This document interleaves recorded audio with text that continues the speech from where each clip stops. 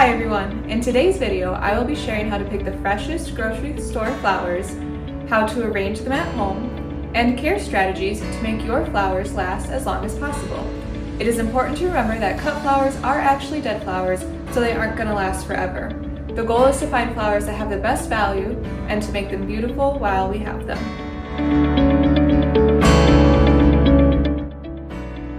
At the grocery store, I picked up some rainbow alstroemeria, spray roses, and mini green hydrangeas. While choosing the alstroemeria, I looked for a bunch that had closed blooms. When alstroemeria blooms, they are very colorful and have lily-like qualities. While choosing spray roses, I looked for a bunch that still had firm roses, and this goes for all roses, small or large. If they are firm to the touch, they haven't fully bloomed yet and will last longer. If they're squishy to the touch, they're a little older and the petals are looser, so they will not last as long. When I was choosing my hydrangeas, I looked for a bunch where the blooms were still close together and firm. When hydrangea ages, it gets wilty and soft. Another important thing to know about choosing flowers is the expiration date. I picked these up at my local grocery store where I know they put the expiration date near the top of the plastic. The expiration date is listed usually 1 week after they arrived in the store. So if they arrive on a Friday, the listed expiration date will be the following Friday. It's good to get to know when your local grocery store receives their deliveries for more opportunities to pick up the freshest flowers. These flowers expire in 6 days, so I know they recently arrived. Other materials you will need to arrange flowers include a scissors and water in your selected vase. If you have shears, you'll want to have those handy, but I don't have shears, so I will just use my scissors to cut the stems. Before I begin arranging, I'll start by removing all of the flowers from the plastic. I like to keep mine sorted by type of flower while I do this. Toss the plastic, but keep the rubber bands and flower food for later.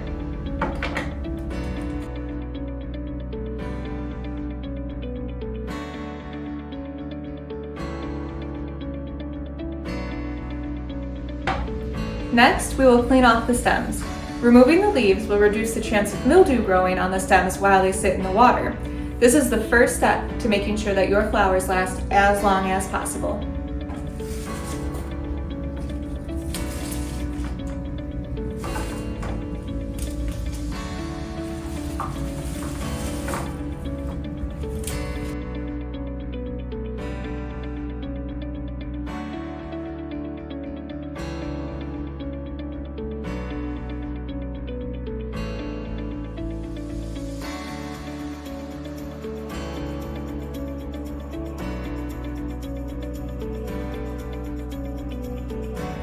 When you're finished cleaning off the stems, toss all of the extra leaves or dead blooms or falling off petals into the trash.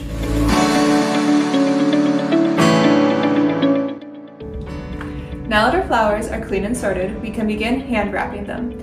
Hand wrapping is a process used to arrange flowers and results in the stems looking twisted in the glass jar. I'll begin with one stem and I'll place it into the space between my pointer finger and my thumb. When you add another stem, you need to cross it over the last one and tuck it into that space between your thumb and your pointer finger. Do this a few times, and you'll start to see the twist forming. After you've done a couple, you can take the whole bundle and rotate it in your hand, put it back in that space, and add a few more. Rotating the bundle helps keep it even on all sides. After you get a few stems in, you can start supporting it with your pointer, middle, ring, and pinky finger.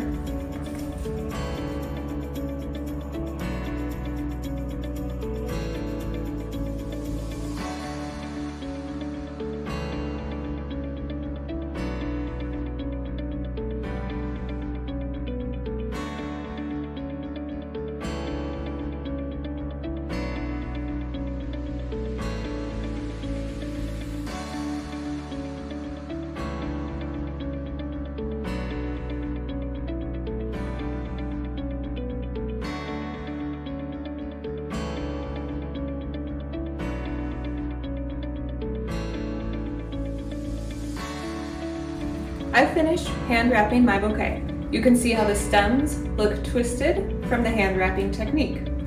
I had a variety of flowers today in my bouquet, so I was selective in which flowers I put where. I moved in a pattern a little bit, but also near the end it was a little bit randomized because there was different amounts of flowers in each package.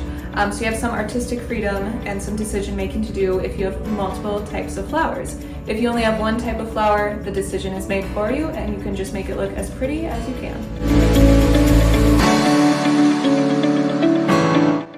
Now that you've successfully hand wrapped your bouquet, it is time to measure it for the vase. To cut your flowers to your vase size, bring the vase to the edge of the table. Hold your flowers up to the height you want them sticking out of the vase, then trim the stems where they line up with the table. After, put them right into the vase so the exposed cells from the fresh cuts immediately suck up water instead of air. My flowers fit in my vase in a very similar way that they were sitting in my hand. They fit just right. In some cases, if you have too many stems and your jar is too narrow, they are not all going to fit.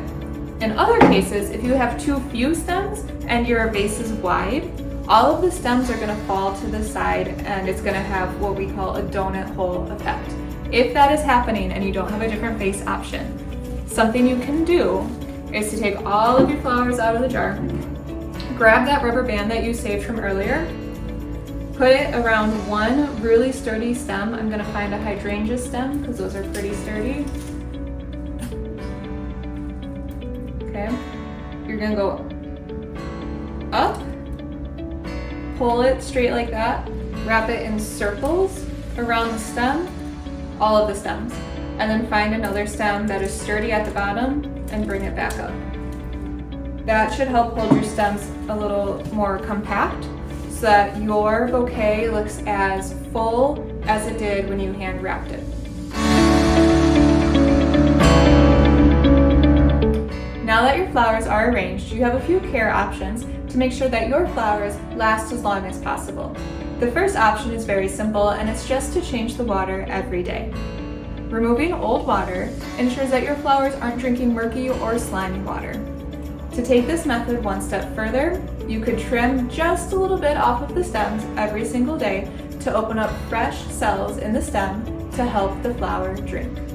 The second option to care for your plants is to use the flower food that came with your packages of flowers. The flower food isn't meant to be used all at once, and while the measurements aren't exact, I would recommend using about a quarter of the packet each time you change the water, which should be about every other day, if not every day with this method. If you're worried about running out of food, you can always ask the florist in the department for some more.